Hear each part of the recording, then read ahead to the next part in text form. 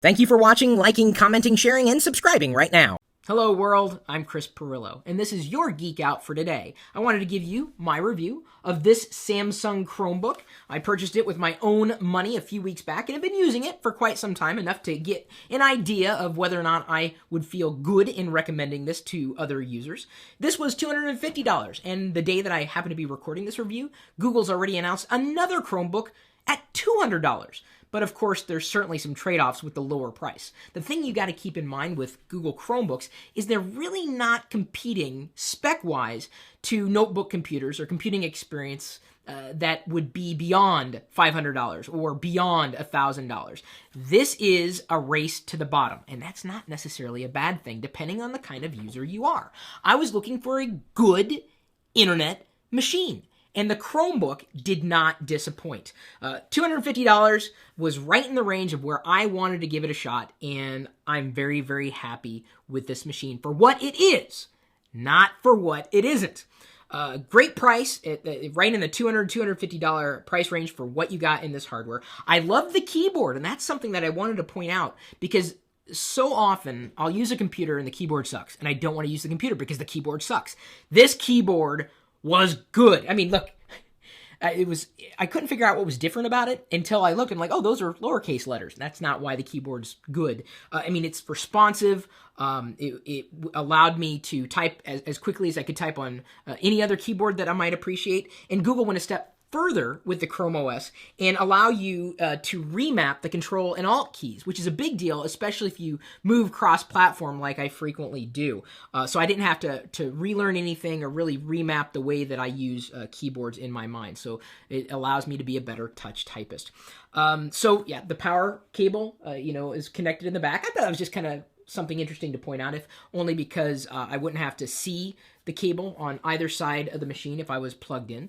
Of course, you also have an HDMI port, which is a big deal if you wanted to connect this to a television or some kind of presentation device.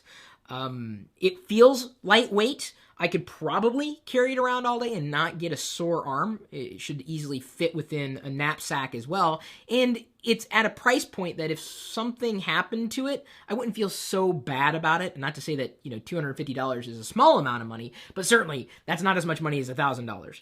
But it is lightweight. I would feel okay in carrying it around. I got about 7 or so hours of battery life, not being on a charger. I thought that was good. I thought there were an ample amount of applications available in Google's App Store. You could, connect to, anything that you could do online through Chrome OS. It's really easy to do. A lot of applications ready to be installed. I couldn't even begin to try half of the applications that Google has available. So I wouldn't worry about app selection being too much of a challenge. But as I said, it's primarily an internet machine. 1080p video played just fine on Netflix as well as on YouTube.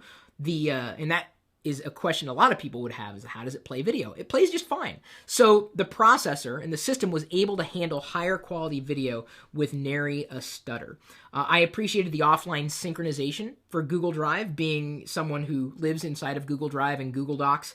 As I said, this is is primarily an internet machine, but it also can function when you are working a lot offline, and Google will continue to improve offline functionality with the Chromebook.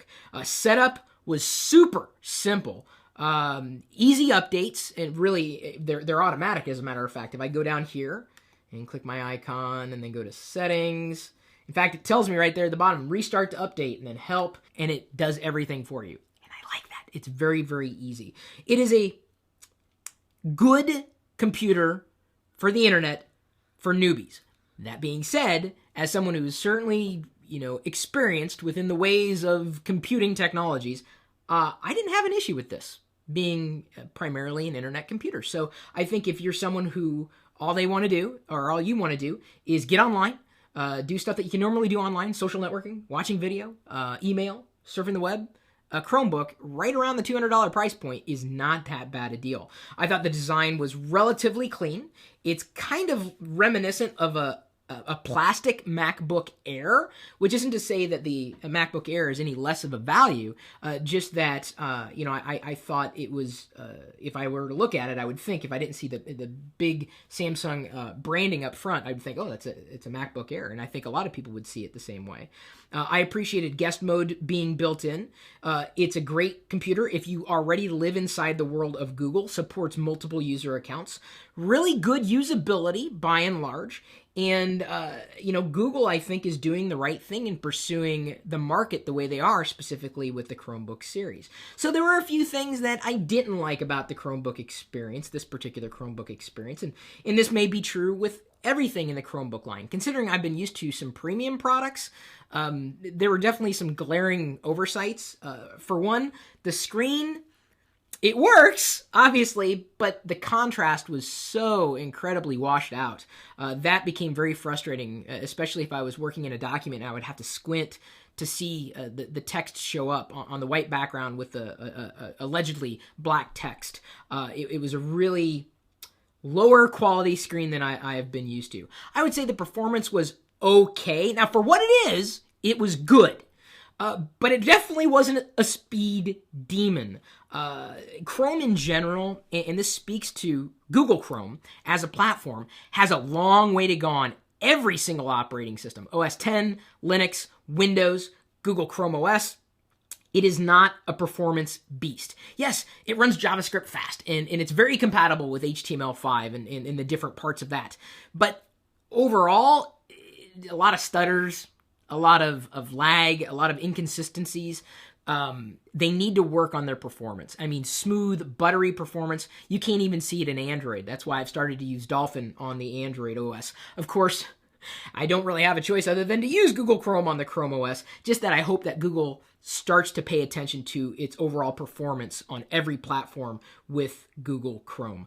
The webcam worked. I would say it was barely fine. Didn't expect much, though, for $250.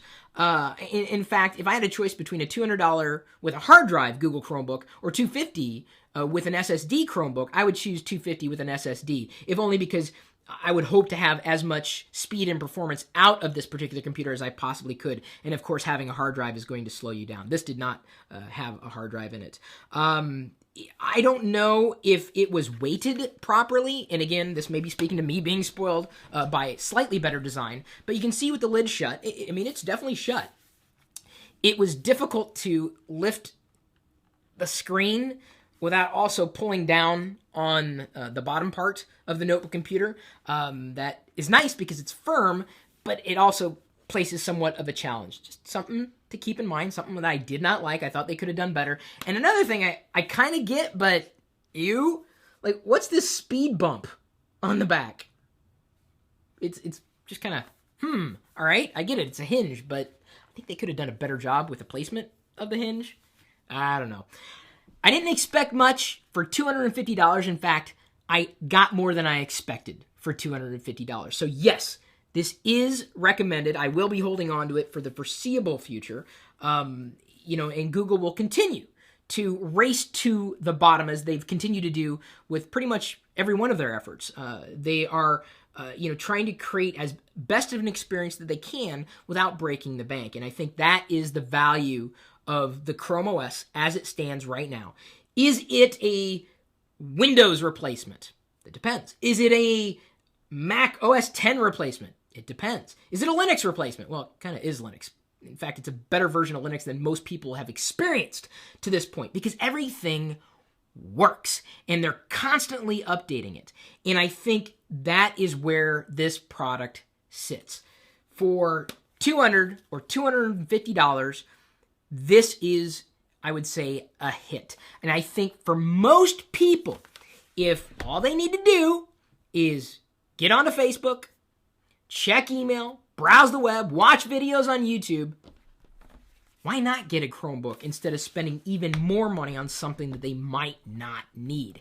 And that is really Google's story. And I have not seen any other device manufacturer really take this type of marketplace on. We've seen competitors, put products out at $500 or $1,000 or more. They're going the opposite way, and I think that's a great way to approach the marketplace. So it is recommended no matter what type of user you are, so long as you know the benefits and the drawbacks of what Google is doing with the Chromebook. Good job.